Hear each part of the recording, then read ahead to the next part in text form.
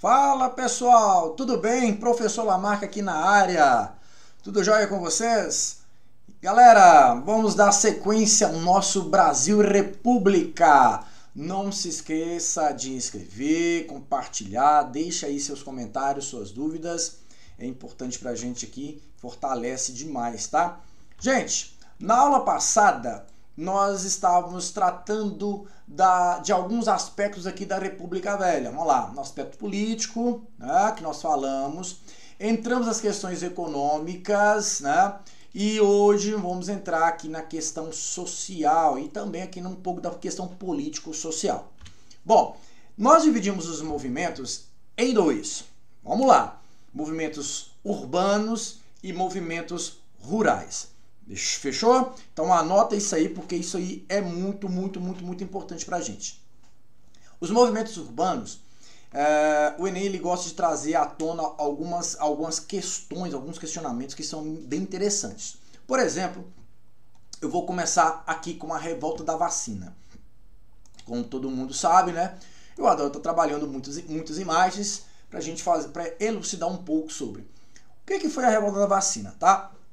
A partir ali do ano de 1904, na verdade, no início do final ali do 19, início do 20, o Brasil, o Rio de Janeiro especificamente, começou a passar por muitas transformações, principalmente movimentada pelo setor cafeeiro. Então houve uma necessidade de modernizar a região portuária do Rio de Janeiro para escoamento dessa produção de grãos.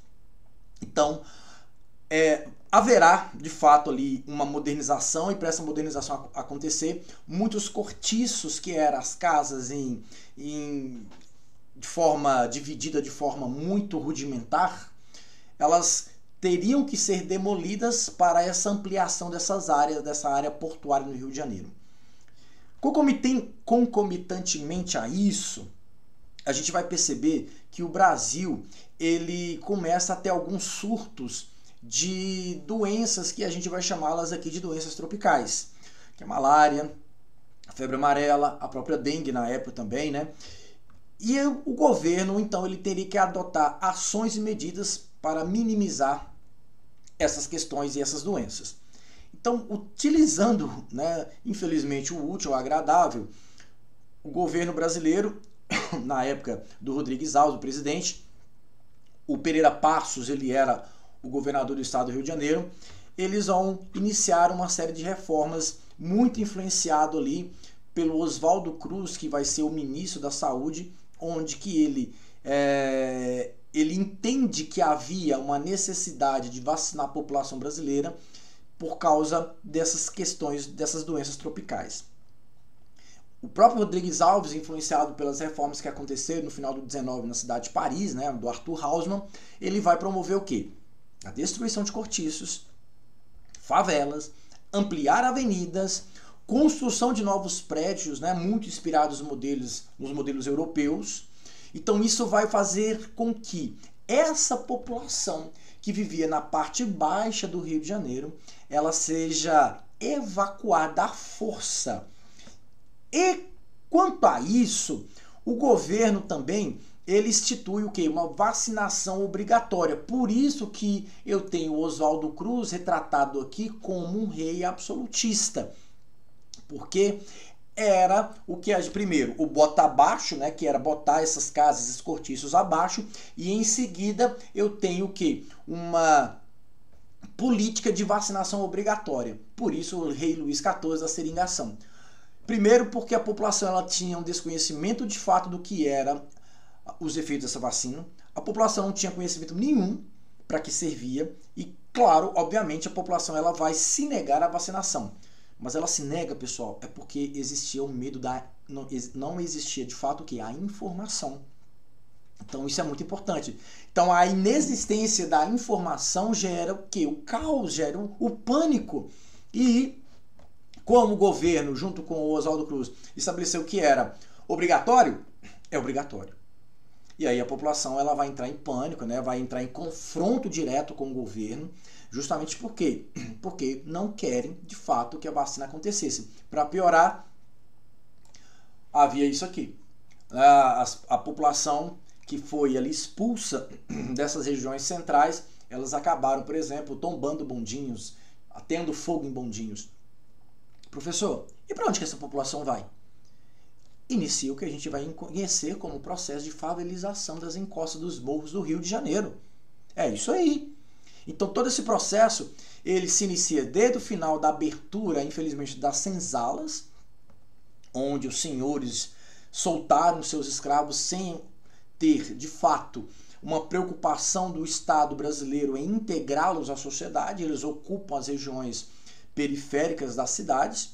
Logo depois eles são realocados porque essas regiões que eles estavam eram pontos importantes de socialização, serão áreas importantes do ponto de vista turístico e urbano, e realocaram eles de qualquer forma em qualquer outro lugar nas partes das encostas, por exemplo, da cidade do Rio de Janeiro. Então você tem a formação das periferias a partir desse princípio, desse contexto. Outro contexto importante que a gente vai ver aí anos depois vai ser a revolta da Chibata, liderada aqui por João Cândido, né, o chamado o Almirante Negro, que é um movimento interessante porque é uma contestação à situação em que os marinheiros, principalmente negros, viviam por causa dos castigos físicos que sofriam, por causa da alimentação, pelo salário, tá? Que isso gera entre eles, e o João Cândido é o líder desse movimento, um inconformismo. Eles acabam tomando 2 navios na região do Rio de Janeiro, vão para a região da Baía de Guanabara, dão os 2 tiros, né, bombardeiam o Rio de Janeiro como forma deles olharem, né, para o governo olhar para o que estava acontecendo dentro da Marinha. E aí, aqui está a imagem deles, né, tomando esse navio de guerra. E aí o governo, na época do Marechal Hermes, eles acabam tentando chegar a um acordo. Só que esse acordo ele não foi cumprido, né, foi cumprido em partes. Foi proibido os castigos físicos, né, foi melhorada a questão da alimentação, salário nem tanto, mas algumas coisas conseguiram. O que aconteceu com os envolvidos, presos, mortos, e o João Cândido, por exemplo, que foi o líder desse movimento, ele acaba sendo expulso da Marinha. Mas é um movimento importante que mostra que é uma liderança negra contra uma situação, né, de injustiça social, principalmente na Marinha, por instituição do Exército, né, uma instituição do governo, que reage contra essa situação. E por fim desses movimentos urbanos, nós temos uma greve importante, que é a greve geral aqui de 1917. A greve ela representa principalmente aí o inconformismo da população trabalhadora das regiões ali de São Paulo, principalmente da região de São Paulo, tá? Por conta da condição social. Exatamente isso, a condição social. Aquilo que a gente viu na aula sobre Revolução Industrial, sobre a condição social dos operários nas fábricas, seria algo muito próximo do que vivia-se aqui em 1917, que é uma situação extremamente difícil, degradante. Por que a greve? Porque eu tenho, gente, como eu disse já na aula anterior, né, quando eu falei da industrialização, a presença de quê? De imigrantes. Muitos imigrantes europeus estão presentes nesse movimento. Grande parte dessas fábricas, ou elas foram investidas com dinheiro do imigrante que veio dos seus países, ou tinha o imigrante como mão de obra. E o imigrante, enquanto mão de obra, ele vem de uma Europa que já passou por todos esses problemas sociais. Inclusive, quando a gente fala disso, nós estamos falando, por exemplo, da penetração de ideias anarquistas e sindicalistas. Então, esses movimentos, ou seja, o movimento da greve, ele tem uma influência do quê? Do anarquismo e do sindicalismo.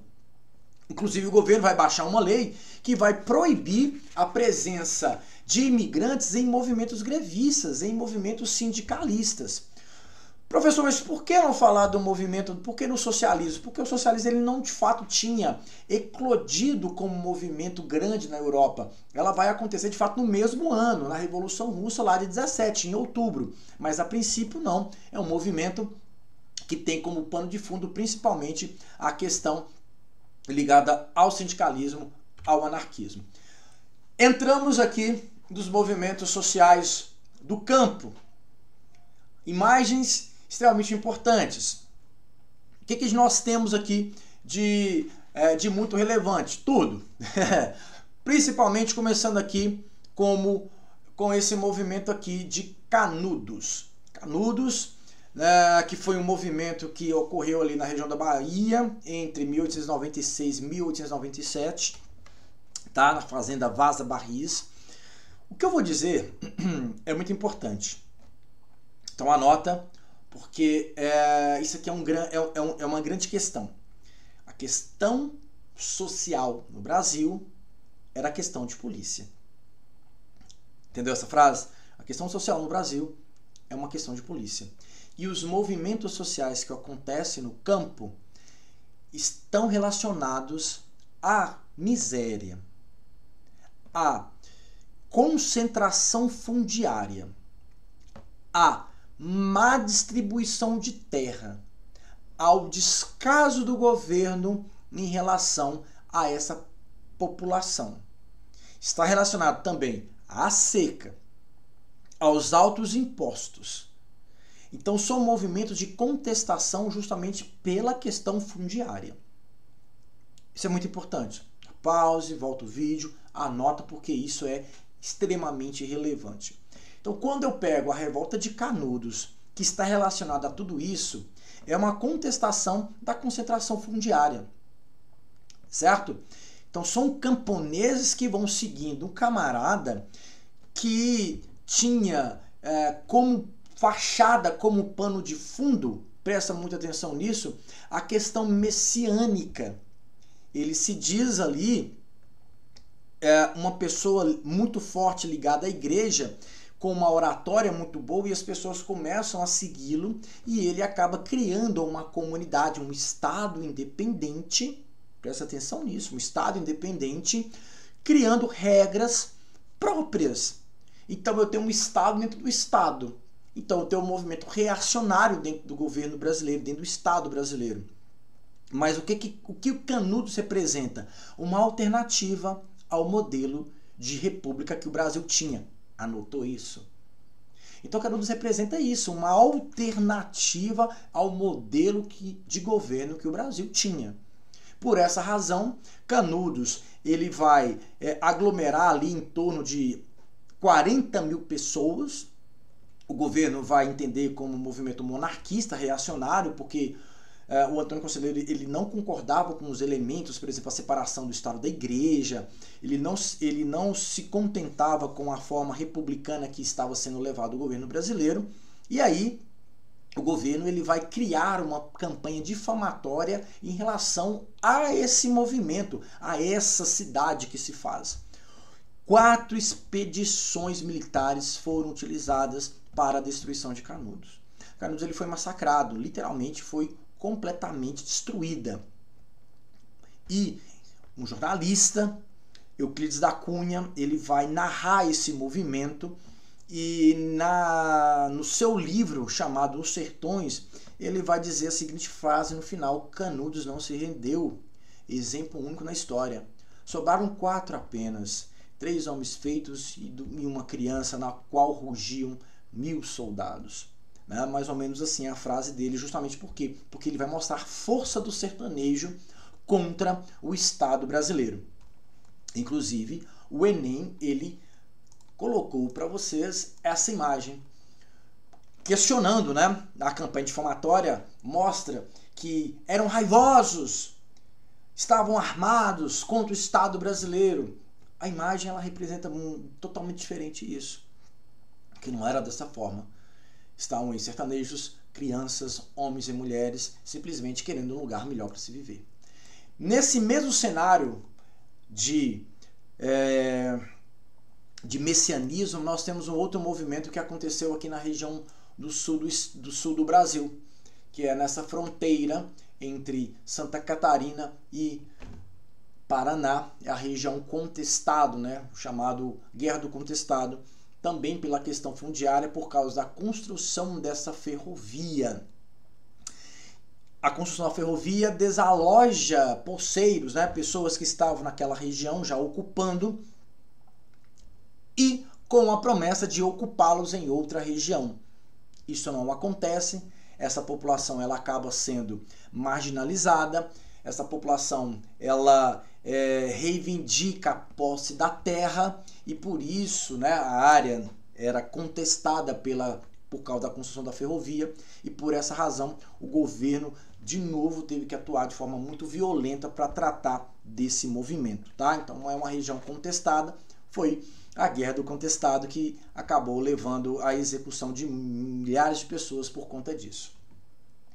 Por fim, nós temos aqui o Bonnie e Clyde mais famoso do sertão brasileiro, que é o cangaço. O cangaço, aqui nós temos dois personagens importantes, né? Maria Bonita e Lampião, representando o que chamava-se na época de banditismo social. Esse banditismo social, ou o cangaço, ele esteve presente ali entre 1890 até mais ou menos 1940. Então, um momento que na época eram chamados até de revoltosos, que representa também a crítica à injustiça que o Nordeste vivia. Então, tanto Canudos como Cangaço representam o quê? As injustiças e a miséria e a pobreza que o Nordeste vivenciava. Então, isso é muito, muito forte. De novo, é um movimento que está lutando contra a miséria. Isso vai depender muito de como se interpreta, porque para alguns estados brasileiros, no Nordeste, Lampião e seu bando, ou os cangaceiros de um modo geral, não eram de fato isso como se falava, né? Como se falava, por exemplo, como Robin Hood, né? Inclusive, alguns estados comemoram o dia da morte de Lampião, justamente porque ele causava o pânico por onde passava. Então, de novo, mas é um movimento que reacionário à situação em que vivia o nordestino, vivia ali o camarada da região Nordeste durante todo esse período. Então é importante sempre trazer à tona essa reflexão, porque não eram todos que o amavam dessa forma. E um outro ponto importante para pensar em relação aos cangaceiros, né, ao cangaço de um modo geral, foi muito retratado em músicas, né, muito retratado na literatura de cordel. Então é muito comum você, talvez, encontrar um cordel falando sobre lá na sua prova de língua portuguesa, literatura. Também você pode encontrar na sua prova de história, também você vai encontrar algo falando sobre. Tá? Então aqui é um movimento social do campo, que é uma contestação à questão fundiária no Brasil, que nunca foi solucionada. Lá no governo de Dom Pedro II, em 1850, tivemos a Lei de Terra, que vai dificultar o acesso à terra, ou melhor, quem tem um acesso à terra é quem tinha condição de ter o registro da terra. Vamos entrar aqui na crise da República Oligárquica, em movimentos interessantes de contestação também desse modelo republicano. Então, quando a gente pega aqui o tenentismo, a gente vai falar um pouquinho também da semana de 22, nós estamos falando de que o seguinte: quem proclamou a República? Opa, volta na aula lá atrás, na aula anterior. Quem proclamou a República, querendo ou não, foram os militares.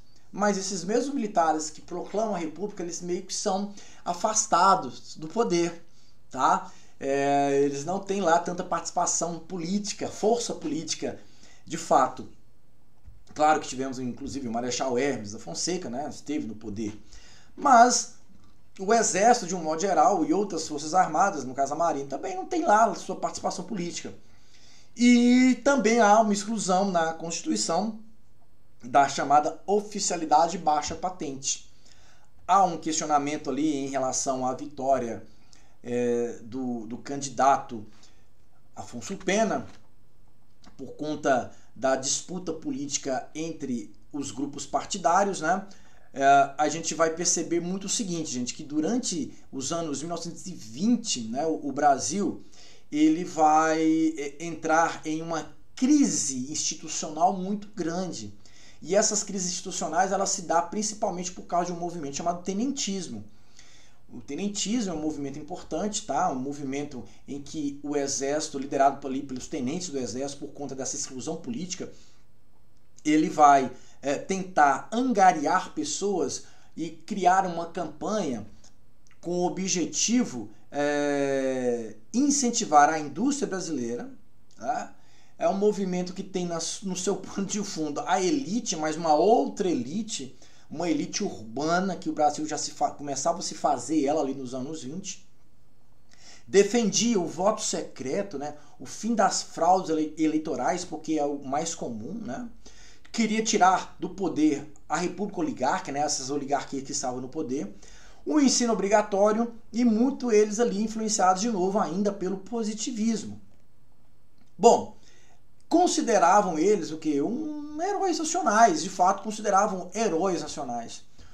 Ó, então na campanha do presidente Arthur Bernardes, perdão que na fala passada eu falei Afonso Pena, mas perdão, é Arthur Bernardes, a gente vai perceber a mobilização dos tenentes em prol do candidato, né, que eles achavam que seria o mais importante ou o mais adequado em governar o Brasil.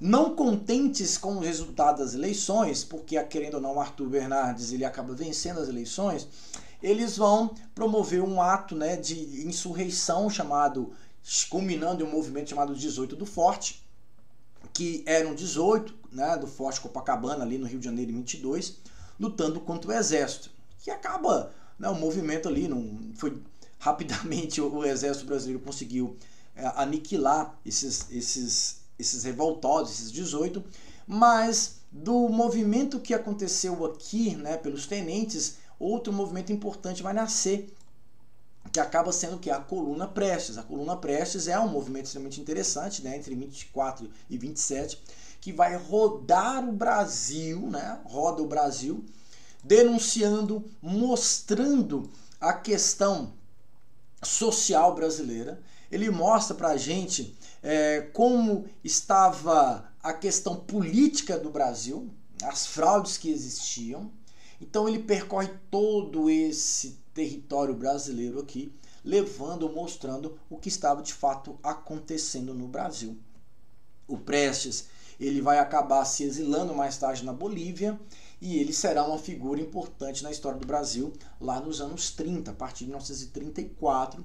Aí a gente vai novamente a falar de Luiz Carlos Prestes. Não é o mesmo Júlio Prestes que vai acontecer, que vai estar presente, que vai vencer as eleições de 1930. A gente vai falar dele depois. No mesmo período dos anos 20, nós temos a Semana da Arte Moderna, que de fato é um movimento extremamente interessante no ponto de vista histórico, porque é uma crítica, né, aos padrões da arte, aos padrões literários, né, formais que existiam no Brasil, que é uma necessidade de resgate de elementos que são culturais brasileiros, né? Por exemplo, a gente tem o Abaporu, que representa para nós um movimento antropofágico, né?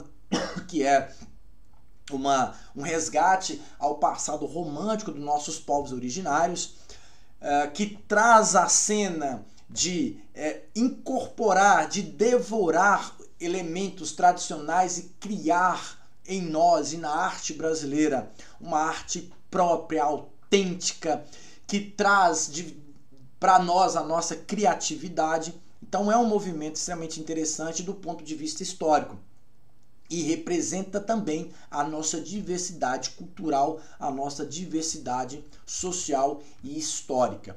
Chegamos na Revolução de 1930, ou no que possa se chamar de golpe de 1930. Bom, isso vai ficar para a próxima aula, porque nós vamos ter uma aula somente da era Vargas, somente do primeiro governo de Getúlio Vargas. Beleza? Porque aqui o Enem ele não gosta de cobrar, ele adora, ele ama cobrar isso aqui, porque é um fato histórico muito importante. Compartilha, não deixa de deixar o seu like, comenta, deixa aí suas dúvidas e até a próxima aula, pessoal. Obrigado, forte abraço para vocês, valeu!